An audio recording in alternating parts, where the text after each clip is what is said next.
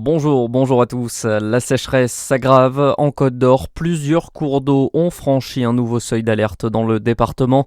Les secteurs Thilamont, Serein-Amont, Châtillonnais et Arroux-Lacanche sont placés en niveau de crise. Conséquence, tous les usages de l'eau non indispensables sont interdits. 10 autres secteurs, notamment autour de Dijon et de Beaune, passent en alerte renforcée avec des restrictions accrues. Dans le même temps, le risque d'incendie reste très élevé. Les 8 massifs forestiers de Côte d'Or sont placés en risque sévère de feux de forêt ce dimanche. Dans ce contexte, plus de 5000 mètres carrés de végétation ont brûlé hier dans la forêt de Chaillu, près de Besançon. Le feu s'est déclaré en milieu d'après-midi, mobilisant 19 sapeurs-pompiers et 3 camions-citernes. Le sinistre a finalement pu être maîtrisé.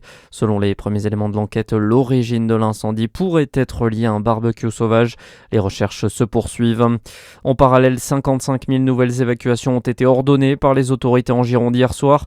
220 000 personnes ont été prises en charge dans le département depuis le début de l'incendie. Cette nuit, le feu a continué de s'étendre avec une propagation rapide observée. La barre des 40 000 hectares parcourus par les flammes a été franchie. Encore un peu de monde ce dimanche sur les routes pour ce dernier week-end de juillet. Hier, la circulation était particulièrement difficile sur l'ensemble du territoire. Aujourd'hui, attendez-vous à quelques petits ralentissements dans le sens des départs, notamment entre la Bourgogne-Franche-Comté et l'Auvergne-Rhône-Alpes. Bison Futé recommande d'éviter la 6 entre Beaune et Lyon ce matin. Dans le reste de l'actualité, le gouvernement veut former tous les cadres du ministère de l'Éducation nationale afin de mieux lutter contre les discriminations anti-LGBT+. Un plan dévoilé hier par la ministre chargée de la lutte contre les discriminations.